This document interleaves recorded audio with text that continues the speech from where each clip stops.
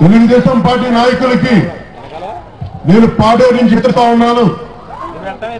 నేను మీకు చాలా అండగా నిలబడ్డాను. ప్రజలకి అండగా నిలబడతారని చెప్పి, గిరిజన సంక్షేమానికి నిలబడతారని చెప్పి, అడ్డగోలుగా మీరు బాక్సైట్ మైనింగ్ కి పర్మిషన్ ఇవ్వరని చెప్పి, అక్రమ క్వారీలను అడ్డుకుంటారని చెప్పి, ఇక్కడ విద్యా వ్యవస్థని కానీ వైద్య వ్యవస్థని కానీ మీరు బాగా చేస్తారని నమ్మకంతో మీకు సపోర్ట్ చేశాం.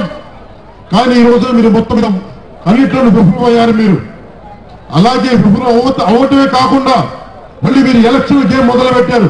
ఒకవైపున జనసేన పార్టీ పవన్ కళ్యాణ్ కనీసం ఒక చిన్న పార్టీ కార్పొరేటర్ కౌన్సిలర్ పదవి మా వాళ్ళకి ఎవరికి ఆశించకుండా మీకు సంపూర్ణంగా మీకు సహకారం అందిస్తే, మేము వదిలేసిన మాకు ముద్రకున్న రాజ్యసభల సీట్లు తీసుకొని టీజీ వెంకటేష్ అనే ఒక వ్యక్తి పర్యావరణాన్ని అడ్డగోలుగా మీ వ్యర్థాలని నదుల్లో కలుషిత కర్నూలు పారిశ్రామికవేత్త టీజీ వెంకటేష్ పిచ్చి పిచ్చిగా మాట్లాడితే చెప్తా ఉన్నాం.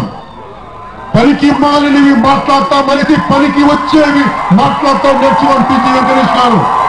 మేము వద్దనుకుంటే పడేసిన రాజ్యసభ సీటుకి నువ్వు మాట్లాడుతున్నావు. జాగ్రత్త, ప్రజల మనోభావాలతో ఆడుకోకు,